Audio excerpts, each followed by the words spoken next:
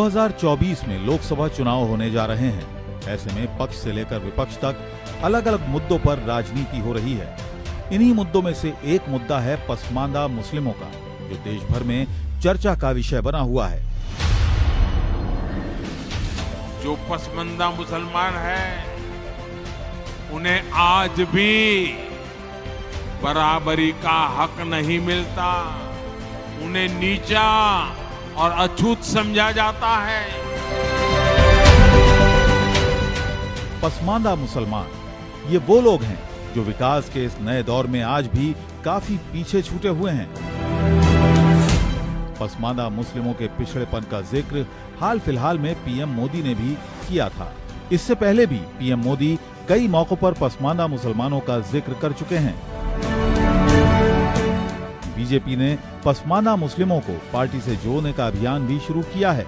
असल में देश में कुल 543 लोकसभा सीटों में से करीब 190 सीटें ऐसी हैं जहां मुस्लिम बहुल वोटर हैं।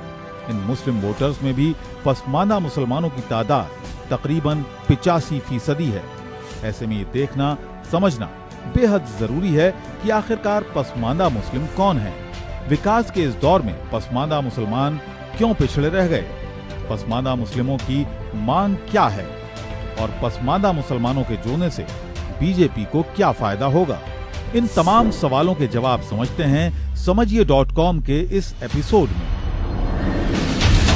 पसमानदा फारसी का एक शब्द है जो पस और मांदा दो शब्दों से मिलकर बना है, जहां पस का मतलब है पीछे और मांदा का मतलब है छूट जाना। यानी पसमानदा मुस्लिम समाज का वो हिस्सा है जो विकास की इस दौड़ में पीछे रह गए हैं। पसमानदा का जिक्र साल 1998 में पहली बार पूर्व राज्यसभा सांसद और पत्रकार अली अनवर अंसारी ने किया था। उन्होंने पसमानदा मुस्लिमों के लिए पसमानदा मुस्लिम महाज नाम से एक संगठन की भी नींव रखी, जिसका उद्देश्य पसमानदा मुसलमानों के हक की मांग को उठाना और उन्हें सशक्त बनाना था। भारत में रहने वाले मुसलमानों में से 15% मुसलमान सवर्ण मुस्लिम हैं, जिन्हें अशरफ कहते हैं। अशरफ मुस्लिमों में सैयद, शेख, मुगल, पठान, त्यागी मुस्लिम, मुस्लिम राजपूत और गौर मुस्लिम शामिल हैं। वहीं बाकी की 85% आबादी अजलाफ और अर्जाल मुस्लिमों की है, जिन्हें पसमानदा भी कहा जाता है। पसमानदा मुस्लिमों में अंसारी, कुरैशी, सैफी, अलवी, घोसी, इदरीसी और दलित मुस्लिम शामिल हैं। अजलाफ और अर्जाल समुदाय से जुड़े मुस्लिम आज भी अशराफ समुदाय की तुलना में सामाजिक, आर्थिक और राजनीतिक तौर पर पिछड़े हैं। इन जातियों में शामिल लोग साफ सफाई, बाल काटने, चप्पल, जूते सिलने, कपड़े सिलने और चमड़े से जुड़े काम करते हैं। देखिए, अगर देखा जाए इसको विडंबना ही इस देश की कही जा सकती है कि यहाँ के शासन तंत्र और उसने जन समस्याओं की या जातिगत समस्याओं की, चाहे वो हिंदू हों, मुसलमान हों, सिख हों, ईसाई हों, उनकी समस्याओं पर का ढिंढोरा तो पीटा, लेकिन उसको वोट की राजनीति के हिसाब से खाली उनको लॉलीपॉप देने की कोशिश की या बहलाने की कोशिश की गई। अभी तक ऐसा मुझे लगता है। अभी तक उनकी ईमानदारी से किसी भी शासक ने वो सार्थक प्रयास नहीं किए कि ये गरीबी की रेखा के कितने नीचे हैं, कौन है। उसमें भी जब ये आकलन होता है जो सरकार होती है और जो वोट बैंक के लिहाज से वो उनके पैमाने तय करती है। एक रिपोर्ट के मुताबिक आजादी के बाद से लेकर अब तक 14 लोकसभा चुनाव हुए हैं, जिनमें अब तक 400 मुस्लिम सांसदों को जीत मिली है। लेकिन हैरानी की बात यह है कि इनमें से केवल 60 मुस्लिम सांसद पसमानदा समुदाय से ताल्लुक रखते हैं। बाकी के 340 सांसद अशरफ यानी उच्च मुस्लिम जाति से आते हैं। ऐसे में सवाल उठना लाजमी है कि इतनी आबादी होने के बावजूद भी अब तक उन्हें उचित राजनीतिक प्रतिनिधित्व क्यों नहीं मिल पाया। 85% मुसलमान की आबादी होते हुए भी इस देश के अंदर 400 MP अब तक हुए हैं, लेकिन 60 MP ही पसमानदा समाज से लोकसभा की तरफ रुख कर पाए थे। उसकी वजह थी कि जितने भी राजनीतिक दल थे, इसमें सबसे बड़ी जिम्मेदार कांग्रेस पार्टी है।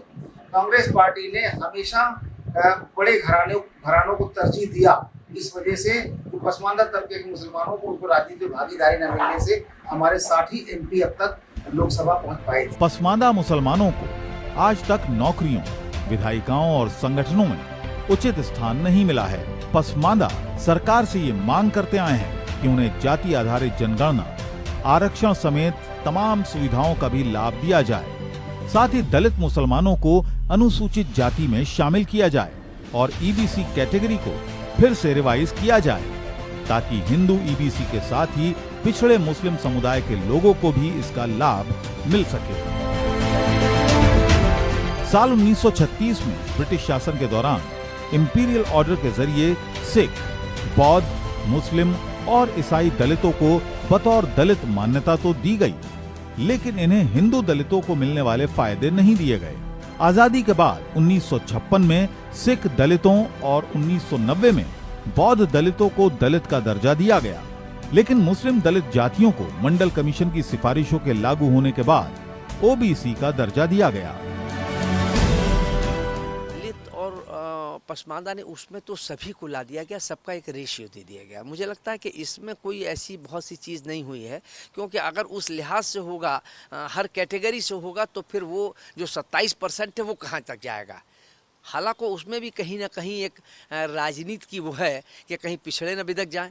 अगर उसके रेशियो को, जातिगत रेशियो जो जनसंख्या के रेशियो के लिहाज से अगर दिया जाएगा, तो फिर कहीं ना कहीं किसी न किसी को तो उसको झटका लगेगा। पसमानदा मुस्लिमों को राजनीतिक दल अब तक सिर्फ वोट बैंक के लिहाज से ही देखते आए हैं। देश के 18 राज्यों में जहां भी मुस्लिम आबादी ज्यादा है, वहां पसमानदा मुसलमानों की तादाद ज्यादा है। इनमें से भी उत्तर प्रदेश, बिहार, झारखंड, बंगाल, असम, तेलंगाना, आंध्र प्रदेश और तमिलनाडु पसमानदा बहुल राज्यों में आते हैं। यही वजह है कि कई दशकों से विकास की दौड़ में पीछे रहे पसमानदा मुसलमानों को बीजेपी ने पार्टी से जोड़ने की मुहिम शुरू की है। ऐसे में ये समझना भी जरूरी है कि पसमानदा मुस्लिमों के बीजेपी से जोड़ने से पार्टी को क्या फायदा मिलेगा।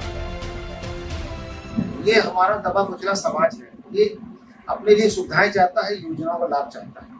देश के प्रधानमंत्री जी ने पसमानदा मुस्लिम समाज की बात शुरुआत कर दी है। दरअसल बीजेपी पसमानदा मुसलमानों को सबका साथ सबका विकास वाली अपनी रणनीति के तहत पार्टी से जोड़ना चाहती है।